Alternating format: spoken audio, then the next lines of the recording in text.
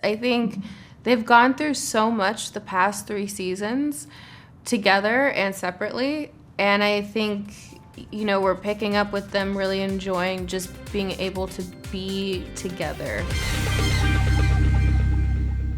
Thank you so much for talking with me today about Outer Banks season 4. We're picking up with the Pogues trying to live this really idyllic, simple life after the craziness of season 3. I would love to hear from each of you where your characters are kind of processing what went down in El Dorado and starting in on Poglandia 2.0. Madelyn, do you want to start us off? Sure. Well, you find us beginning of season 4, about 18 months later, and we are living in basically our Chateau 2.0, and we have built a business, and we're supporting ourselves, and we're kind of just enjoying the fruits of our labor, especially if you're Kiara. She has a garden. Fruits of my literal labor. And we're just enjoying life, kind of going back to normal. And then it's, doesn't last long. It can't last forever. Valiant effort. Yeah. No. Madison, what about Kiara? How is she kind of handling the craziness of last season? Sure. I think throughout the 18 months, because we do backtrack and kind of give you a good taste of what was happening during those 18 months, I think Kiara's sitting on a different relationship with her parents, but really focused on the people taking care of her that are right in front of her. And figuring out how to live this normal life, and we'll see if she loves being or misses the adventure a little. Right. I mean, there's obviously a venture afoot, but first I want to talk about relationships. It wouldn't be Outer Banks without relationships. Madelyn, what can you say about where we're going to see John B and Sarah at this season? I think you're gonna find them in a happy place. I think they've gone through so much the past 3 seasons together and separately, and I think, we're picking up with them really enjoying just being able to be together and relax into their relationship and moving on and healing from their shared trauma and solving problems and moving forward together as a team. Yeah. Good. Thank God. They deserve I know, it, right? thank God. No, Madison, what about 𝐒𝐿 and JJ? Because we get a lot of good stuff with them this season. Totally. I think Kiara's trying to figure out a place of support. I think this is what we see her battle with a lot this season, is how to be there for her boyfriend who's been through so much and is going through so much constantly. And I think we see their dynamic of their friendship and them trying to find the evolution of that, and seeing where that will grow.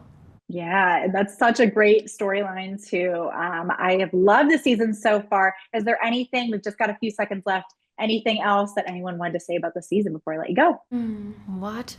Yes. Tune in, exactly. absolutely. And please be patient for part 2. Please, thank you. I know. How dare you make us wait? But it wasn't our choice. It wasn't our decision. I know. I just work here. Right, exactly. Well, thank you so much for your time. Super excited for everyone to get to see the season. Thank you so much for talking with me today about Outer Banks season 4. We're picking up with the Pogues really trying to live this super normal life after the craziness and tragedy in El Dorado. Now, Chase and Rudy, can you tell me a little bit about where we find your characters at the beginning of the season and how they're handling the aftermath of season 3? Chase, do you want to start us? Yeah, sure. Obviously, like you said, there's a lot of trauma involved in finding El Dorado with the death of Big John. So I think John B is really kind of hesitant in this next chapter of his journey.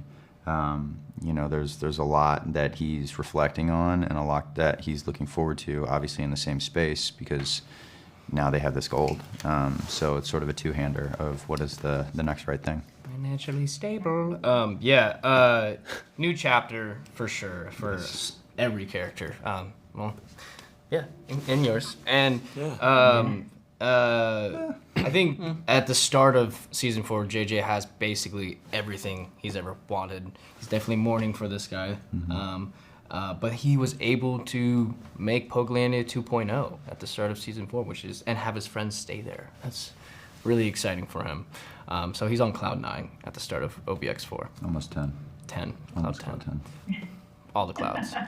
I'm kind of curious where Rafe is going to play into this season too. Where's he going to fit in with the Pogues after his dad's death and his relationship with his sister? Can you tell me a little bit about that? Yeah, I mean, I'm not having nearly as fun as these guys, but Doesn't seem like it. no.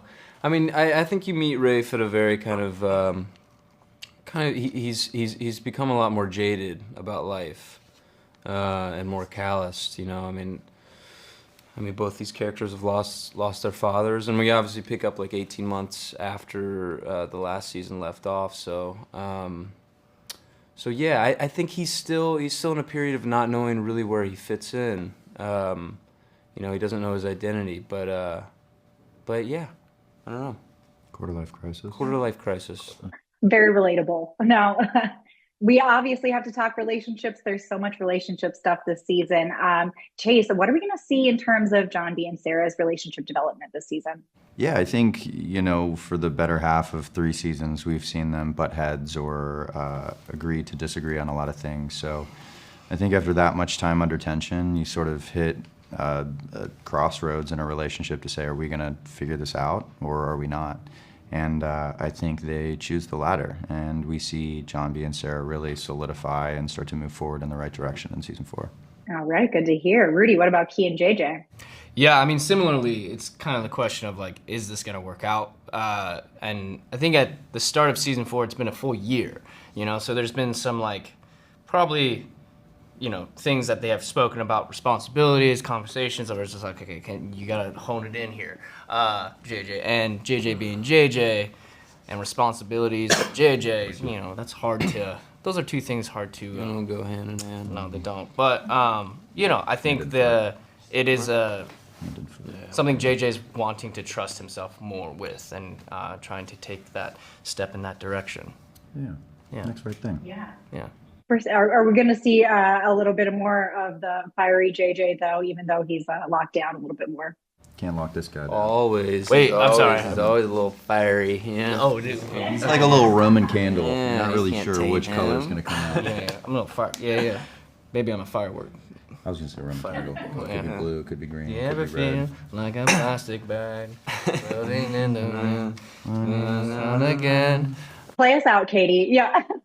Well, I've got to wrap, but thank you so much, guys, for your time. The season's super fun so far, and I can't wait to see the rest of it. I'm super excited to talk about Outer Banks season 4. I mean, we pick up with the Pogues trying to live this really normal, chill life after all the craziness and tragedy of season 3. I would love to hear from each of you where your characters kind of are at the start of this season, how they're handling what was a pretty wild El Dorado adventure. Jonathan, you want to start us? Yeah, so, you know, after all that craziness that happened last year, the Pogues are just trying to get into a new normal at this point.